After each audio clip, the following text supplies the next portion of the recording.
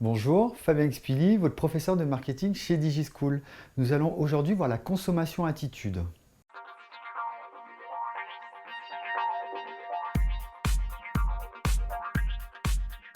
Alors, la consommation attitude est un sujet qui n'est pas forcément toujours beaucoup abordé, mais qui du coup est très important, puisque aujourd'hui, il faut savoir que lorsque vous consommez, lorsque vous allez acheter un produit, vous allez vous déplacer, c'est aussi par rapport à une structure, une croyance et une expérience. Donc en fait, qu'est-ce que la consommation attitude?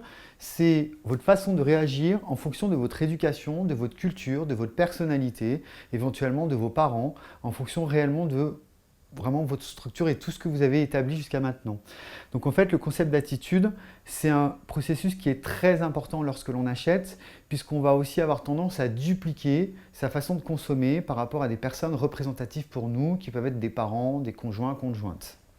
Donc les trois composantes de la consommation attitude: cognitive, affective et comportementale. Donc cognitive, c'est-à-dire qu'à un moment donné, vous avez décidé d'acheter parce que vous avez des croyances par rapport à un produit ou à un service, parce que vous en avez aussi la connaissance. Aujourd'hui, avec les réseaux sociaux, avec Internet, vous avez l'accès à l'information qui est rapide. Donc en fait, c'est pour ça qu'aujourd'hui, on va faire très attention aussi lorsqu'on développe un produit, du coup, à regarder un petit peu ce qui se fait, quelles sont les tendances.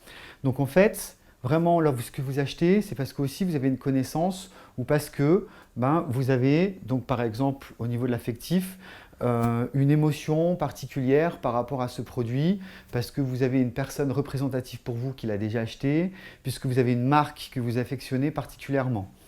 La troisième, comportementale, qu'on appellera également conative, elle représente une tendance à agir. Donc c'est-à-dire que ça va être une façon de fonctionner. C'est-à-dire par exemple si vous faites beaucoup de déplacements et que vous êtes en ville, on peut très bien avoir tendance à acheter un scooter plutôt qu'une voiture parce que ça évite les bouchons.